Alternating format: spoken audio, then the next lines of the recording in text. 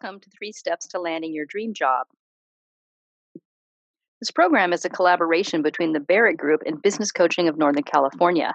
The Barrett Group is an executive search firm that has assisted career changers across many industries for more than 25 years. They have a 90% success rate and an A-plus rating with the Better Business Bureau. Business Coaching of Northern California partners with the Barrett Group to provide clarity coaching to their clients, helping them realize their strengths, determine their vision, and create a personal strategic plan. We've combined the extensive experience of the Barrett Group with the executive coaching expertise of the Business Coaching of Northern California in this online program for job seekers looking for a self-paced, do-it-yourself approach. There are three steps to landing your dream job: ready, aim, and bullseye, and we'll be focusing on ready in this online module. We will also share options for you to take a deeper dive and get a more personalized one-to-one support along the way. I'm Julie Mathern, a Focal Point business coach and part of the Northern California team. I also provide clarity coaching for the Barrett Group clients.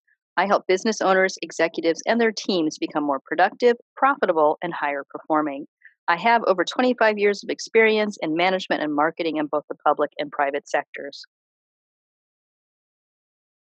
In this session, we'll be covering perfecting your LinkedIn profile, step 4 of our 5 steps of ready. LinkedIn has become the de facto reference for all job seekers and employers to checking references, collecting background information, and as a tool for both employment and promotion.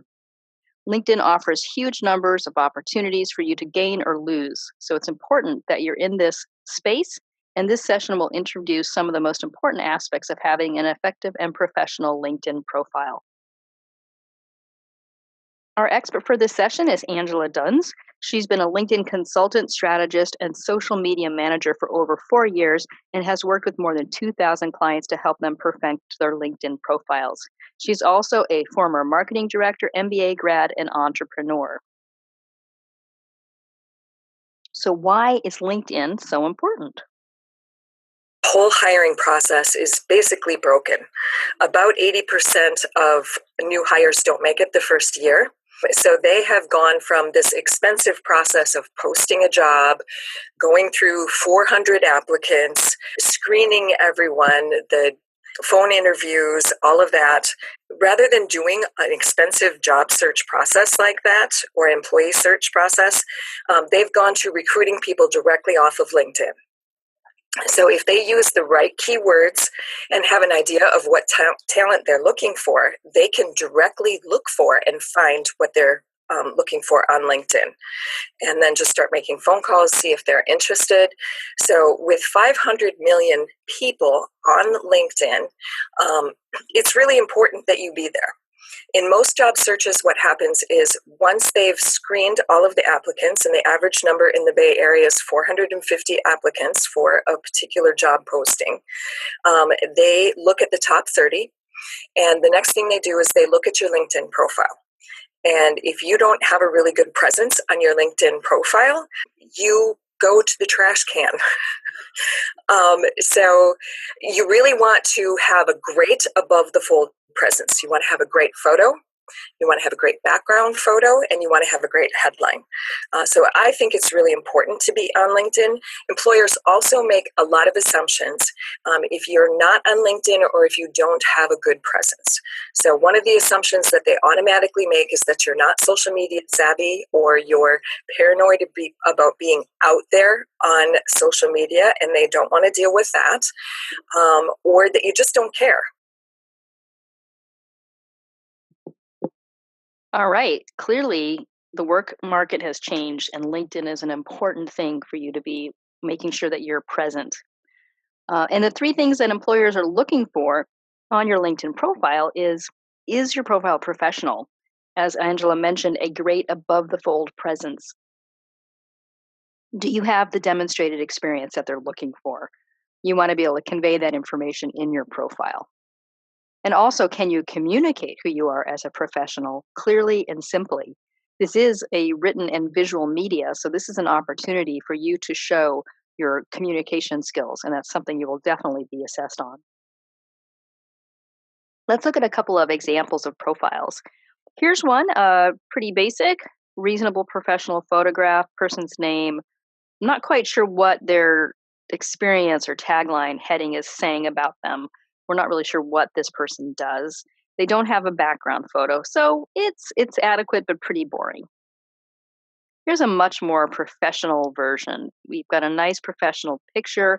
That background image speaks to the field he works in, Spalding Clinical. It has an EKG, so it's a nice clinical image.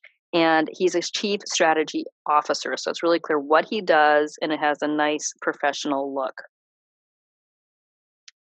This particular example has a good title, Growth Accelerator, Agile Coach, but that background banner is pretty overpowering. It's, it detracts the focus from the person's picture. Here's a profile of a person who is not afraid to self-promote what they do. It's one approach you could take. Depends on what you're trying to do. And this is one where a banner is displaying the work that she does. She does infographic classes, so she's got infographic images in her banner. This is a person who doesn't care at all, right? They took a selfie of themselves and their dog off their phone, and they posted it on LinkedIn. Not a lot of effort there, not particularly professional. Here's an example of a more urban one. Here's somebody that lives and works in the wine country, so it gives you a sense of place and where this person's at. So the things that you want to do, you want to target your profile to the job that you want. Make sure that the keywords in your profile are matching the positions that you're applying for. You need to update your profile regularly. You want to tailor it to the job that you're seeking, and regular updating actually makes you more visible and findable to search engines. So one of the things that you can do is tweak the words in your work experience titles, make sure they reflect the jobs you're looking for, and that will give you higher visibility for SEO. Another thing is you want to make it easy for recruiters to reach you. So you need to have visible contact information. You can add your website and social media links, and it's great to have your telephone number in your summary. Some people choose to hide their contact information unless somebody's a direct connection or not at all. And that can be a real barrier to that recruiter or potential hiring manager connecting with you and, letting you know that they have a job that they think you'd be good for. So, does the number of connections matter? And if it does, what's the best way to add connections? So I'll answer the first part about the connections first. Connections do matter. On LinkedIn, you're really not considered anyone until you've hit 500 plus connections. And a lot of people think, oh my gosh, how am I going to get to 500? Because a lot of people in the over 40 and over 50 category are kind of late to the party on LinkedIn, or they've had a LinkedIn profile, but they haven't really known exactly what to do with it and have been hesitant to just add all and sundry as connections in their network. So it is uncomfortable. It's kind of, it's one of those things that each person has to work out for themselves. But I recommend using some of your acquaintances and loose ties. There's a theory in job search about the strength of weak ties. And it's interesting because it's usually the people closest to you that can help you the least in a job search, and the people that you only see once or twice a year or you're very loosely connected to that are far and away the most valuable in a job search. I have former clients come back to me all the time and tell me, Angela, you were right. It was somebody that I hardly know and that I don't talk to very often that really got the lead for this job and got things going for me. So you want to think about it in a very broad sense. Now, certainly if somebody sends you an invitation and you can see no reason why you would want to be connected to that person, it is your network and you want to be careful about who you allow into your network. It's your choice. But if you can see that they're in the same industry or maybe in a similar position, or they're a level up from you and could possibly be a hiring manager in the future, or somebody that might be a referral partner or a great career development partner, you definitely want to add those people. So when you're trying to get to 500 plus, Um, what you want to think about is, who are some of your past employees? Who are some of your past bosses and colleagues at different jobs? Alumni is really making a big comeback, and collegiality matters. So all those people that you used to go to college with, if they're anywhere near, or usually if you went to the same university and you ask for someone to do an introduction for you on LinkedIn, it's very rare that they're going to say no.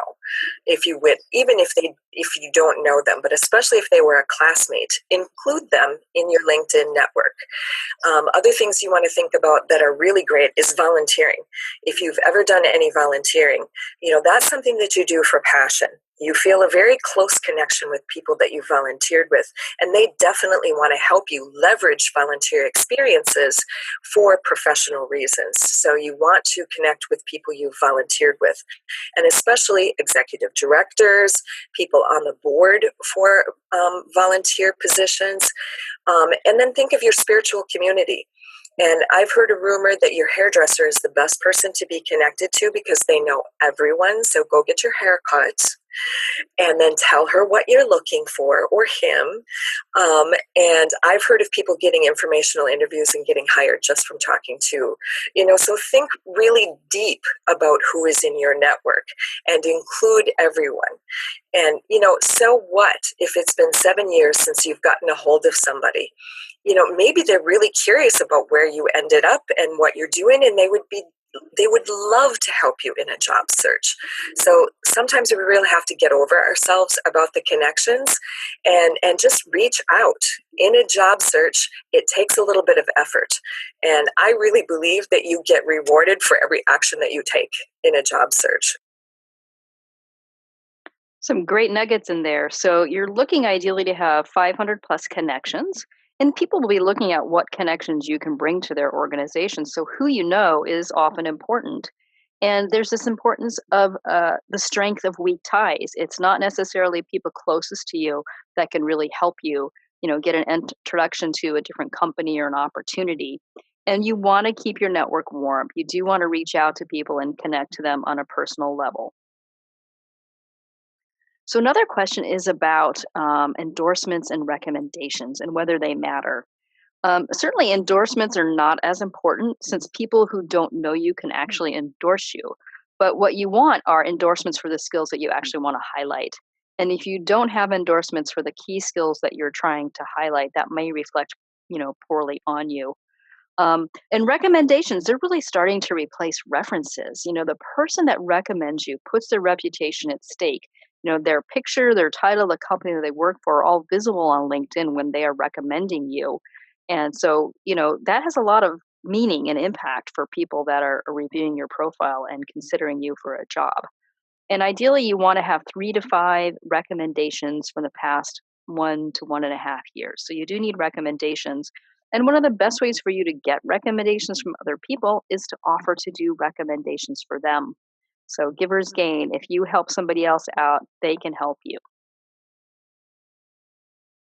So another question is, what about those so-called, reaching out to potential employers? Should you go and check them out? And absolutely, it's a great idea to use LinkedIn to learn more about a company that you're interested in working for. So, first, you need to develop your list of some target companies and do some research on them so you know what's happening in the organization. Find out if you have any connections to someone that's working there, or if someone you know has a connection and can introduce you. Once you have that connection, you want to adhere to LinkedIn etiquette. Now, the average American receives 237 emails a day. And when they're looking at emails, they're in a different state of mind. When they're looking at LinkedIn and InMail, it's a different framework. So even if somebody isn't active on LinkedIn, they usually do have notifications set up so that they'll know when an InMail has come in. And when you're using InMail, you want to be brief and to the point. Another thing you want to do is start that conversation online and then take it offline. For example, if you're reaching out to somebody that's at a company that you're interested in, then let them know that you're looking at a position at the company and find out how they like working there. See if they'd be open to a phone call or meeting for coffee. And you'd be surprised how generous people will be if you personalize your message and look to connect and learn from them. And also think about ways that you can help them.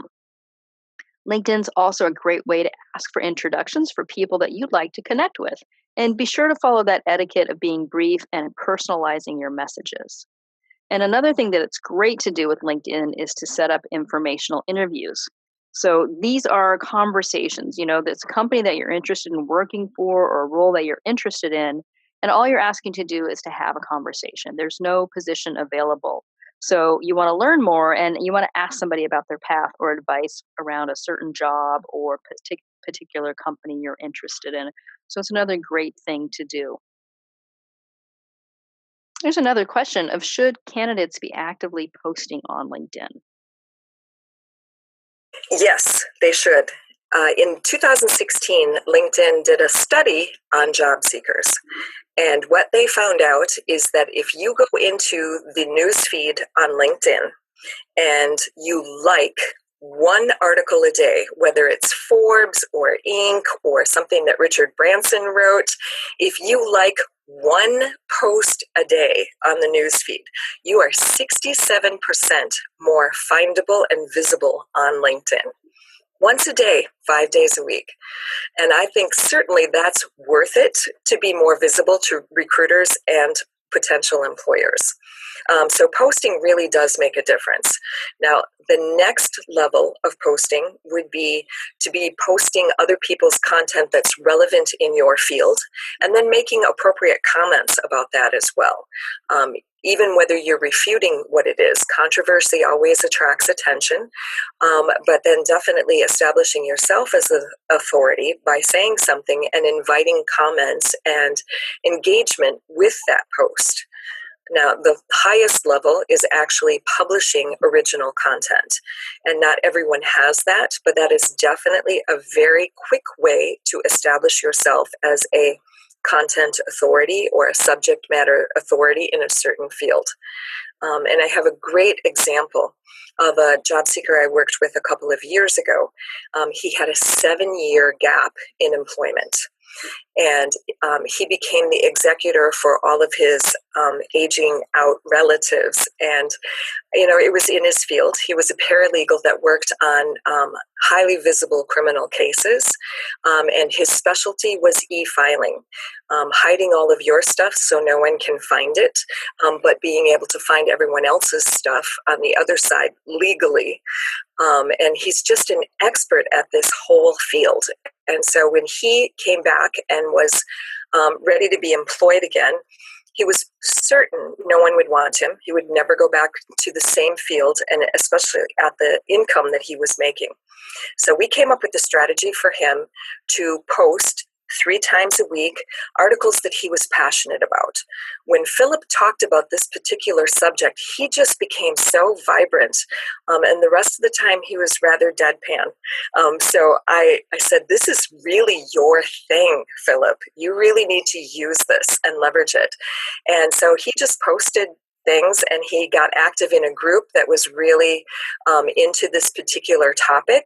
And within 2.5 months, he got hired $30,000 a year more than he exited at 7 years previous to that. So this can be a really powerful tool if you have a strategy and a plan for how to execute that. Great. So it's really important that you are posting on LinkedIn. You want to increase your visibility, you want to build your credibility, and you want to demonstrate your professional communication skills and really show your expertise.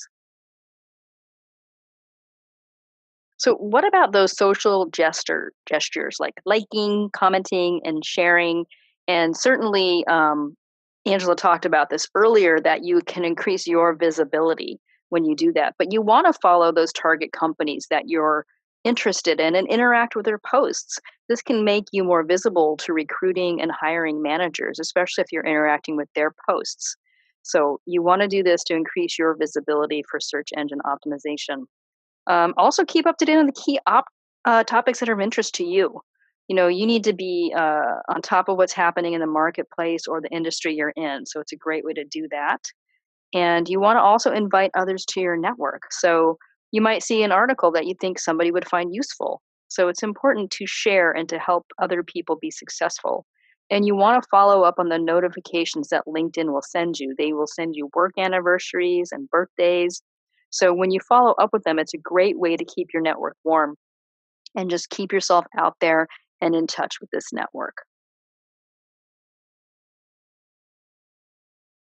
So, what are the three key things to remember for LinkedIn?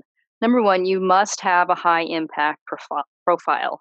It's a great way for you to connect with other professionals to really build your network. And you want to share your expertise and build your credibility on this platform. So, those are the three keys that we wanted to talk through and the aspects of what you need to do to have a great LinkedIn profile. Again, since this is online, you can't necessarily get personalized support here, but we do have an opportunity for you to work directly with Angela and perfect your LinkedIn profile. This is one on one coaching with her, and it's $199. And you can see the link there to sign up. The next session is going to be planning your search. Once your target career is clear and you have lined up some of the most important tools that you'll need, such as your resume and your LinkedIn profile, it's high time to plan your search. So every candidate begins with different end goals in mind, and there's no single silver bullet in planning your career change, but there are some extremely important principles that can help you achieve success faster. And that will be the focus of the fifth and final session of Ready. Thank you once again for your time.